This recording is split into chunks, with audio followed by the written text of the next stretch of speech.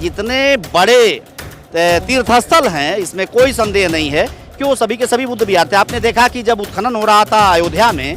तो अयोध्या में उत्खनन में सारी चीजें जो निकल के आ रही थी वो सभी बौद्धकालीन और बौद्ध से जुड़े हुए अवशेष निकल कर आ रहे हैं, इसलिए उन्होंने खुदाई बंद कर दिया। और जितने भी तमाम जो मूर्तियां हैं, आज भी वो मूर्तियां बुद्ध की हैं। किसी के ऊपर काली पोत करके काली बना दिया, किसी के ऊपर सिंदूर पोत करके हनुमान बना दिया, किसी को चुनरी उड़ा करके कोई देवी बना दिया, किसी को कुछ और मुकुट लगा करके विष्णु बना दिया। और उसको अगर हटाया जाए और उसको साफ किया जाए तो सभी की सभी मूर्तियां बुद्ध की मूर्तियां हैं। हमारे जो बहुजन महापुरुष हैं, चाहे वो मिथक ही सही हो, तो जो हमारे बहुजनों से जुड़े हुए लोग हैं उनको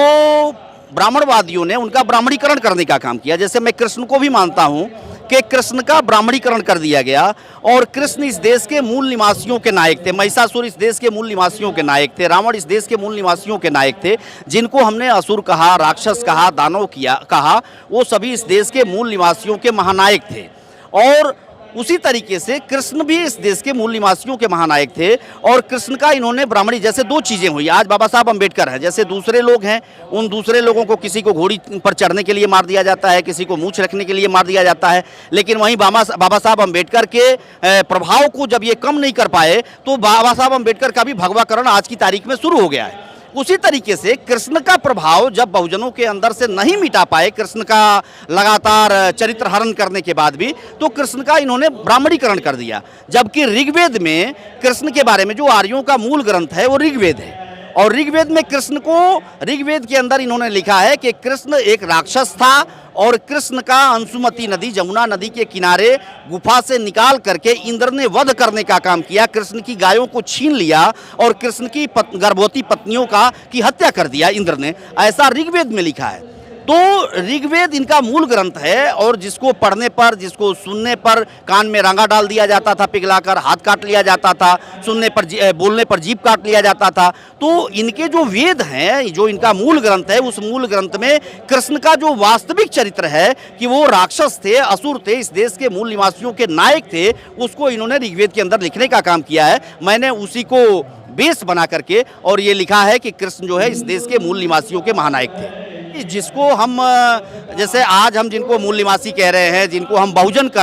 रहे हैं, उन्हें ही इन्होंने वर्ण व्यवस्था के अंदर, जैसे जो 4 वर्ण इन्होंने बनाया जो आर्य विदेश से आए, मेरी समझ से तो इन्होंने अपने आप को 3 वर्गों में बांट लिया, जो आज की तारीख में आप देख रहे हैं। इन्होंने एक जो पढ़ने पढ़ाने का काम करेगा, एक जाति का एक वर्ण ब्राह्मण बना दिया। जो राज करेगा और युद्ध करेगा, एक जाति का एक वर्ण क्षत्रिय बना दिया। और जो व्यापार करेगा, जैसे अडानी और अंबानी आज की तारीख में कर रहे हैं, एक जाति का एक वर्ण मारवाड़ी इन्होंने वैश्य बना दिया। और बाकी इस देश के जितने मूल निवासी थे, इस देश के मूल लोग थे, उन सभी लोगों को इन्होंने शूद्र बना करके और कई हजार जातियों में बांट करके, ताकि ये कभी इकट्ठा न होने पाए, एकजुट न होने पाए। सछूत अछूत शूद्र की श्रेणी बांट दिया, फिर सछूत अछूत शूद्र में तमाम जातियां बना दिया, फिर जातियों में तमाम उपजातियां बना दिया, ताकि इनकी संख्या अधिक है। और जिस दिन ये सारे लोग अपनी वास्तविक स्थिति को, अपने वास्तविक इतिहास को जान गए और इकट्ठा हो गए, तो फिर हमारा कुछ भी नहीं चलेगा, न व्यापार रहेगा, न राजसत्ता रहेगी, न शिक्षा पर एकाधिकार रहेगा। इसलिए इन्होंने इस देश के मूल निवासियों को, इस देश के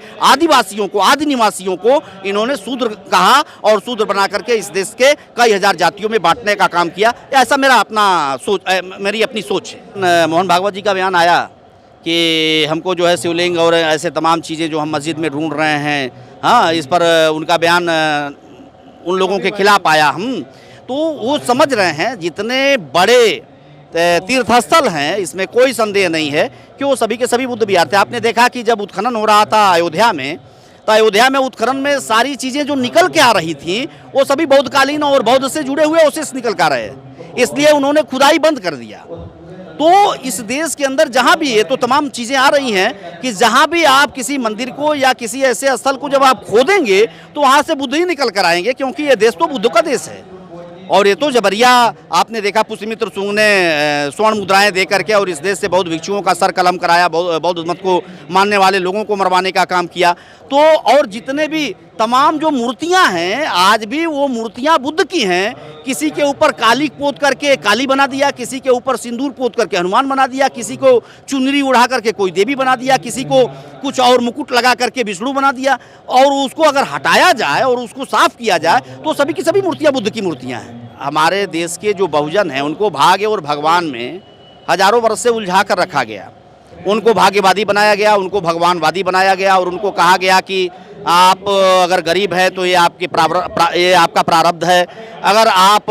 दरिद्र है तो आपके पिछले जन्म का कुकर्म है, आपको अगर अगले जन्म में अगर आपको समृद्ध बनना है तो आपको अपनी गाढ़ी कमाई, मेहनत से प्राप्त की हुई कमाई को दान पुण्य और मंदिरों में और भगवानों के दर्शन करने में आपको खर्च करना है। ये सारे कॉन्सेप्ट जो है उन्होंने हमारे पुरखों में रोपने का काम किया और आज भी यही साजिश चल रही है कि जब इस देश का बहुजन समाज जागृत हो रहा है तो उसको भाग्य और भगवान में किस तरह से हम उलझाएं और अटकाएं, इस बात के लिए कहीं राम की बात होती है, कहीं शिवलिंग ढूंढा जाता है, कहीं काशी ज्ञानवापी की बात होती है, कहीं हिंदू और मुसलमान की बात होती है। लेकिन जब उनसे कहिए कि ठीक है हिंदू और मुसलमान की बात कर रहे हो, लेकिन हमको शिक्षा में अधिकार देने का काम करो, भागीदारी देने का काम करो, हमको रोजगार में भागीदारी देने का काम करो, हमको खेल में भागीदारी देने का काम करो, हमको राजनीति में भागीदारी देने का काम करो, तो वहाँ पर वो चुप्पी साध लेते हैं। तो हमारे समाज को गुमराह करने के लिए, मूर्ख बनाने के लिए और उसी हजारों बरस से जिस तरीके से हम भाग्य और भगवान में उलझे हुए थे, पुनः भाग्य और भगवान में उलझे रहें और अपने अधिकार और